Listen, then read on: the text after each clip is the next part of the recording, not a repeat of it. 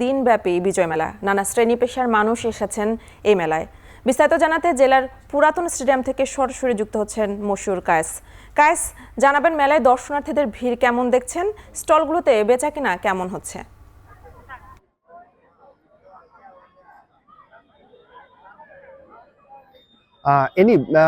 মেলাটি শুরু হয়েছে কিন্তু সকাল থেকে, উদ্বোধন করা হচ্ছে সকাল 10টায়, কিন্তু বেলা গড়িয়ে যাওয়ার সাথে সাথে কিন্তু আসলে দর্শনার্থীদের সংখ্যাও কিন্তু বাড়তে শুরু করেছে। আমরা দেখেছি একেবারে দুপুরের পর থেকে কিন্তু যে মেলা প্রাঙ্গণ আছে সেটি কিন্তু আসলে কানায় কানায় পূর্ণ ছিল এবং বিভিন্ন স্টলে কিন্তু আমরা দেখেছি যে দর্শনার্থী এবং ক্রেতা সাধারণের কিন্তু চোখে পড়ার মতো ভিড় ছিল।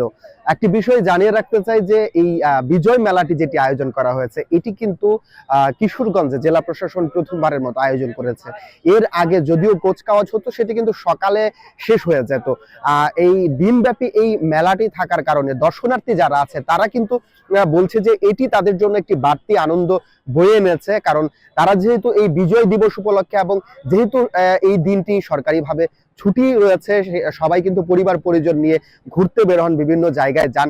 সেই জায়গা থেকে কিন্তু আসলে তারা এই পুরাতন স্টেডিয়ামে যে মেলাটির আয়োজন করা হয়েছে সেখানে কিন্তু আসলে তারা পরিবার পরিজন নিয়ে ঘুরতে পারছেন এবং পছন্দসই জিনিসপত্র কিন্তু তারা কিনতে পারছেন। আমি যদি একটু বেচাকেনার কথা বলি, যে আজকে কিন্তু এখানকার যে দোকানিরা যারা রয়েছে তাদের সঙ্গে কথা হয়েছে, এখানে বেশিরভাগ দোকানিরাই কিন্তু আসলে উদ্যোক্তা, একেবারেই নতুন যারা, তারা এখানে কিন্তু আমরা দেখেছি চেম্বার অফ কমার্সের বেশ কয়েকটি স্টল রয়েছে, শিল্পনগরী বিসিকের কয়েকটি স্টল রয়েছে, যুব উন্নয়ন অধিদপ্তরের বেশ কিছু স্টল রয়েছে, যেগুলো কিন্তু আসলে উদ্যোক্তা যারা আছে তাদেরকে দেওয়া হয়েছে তাদের পক্ষ থেকে স্টলগুলো নিয়ে।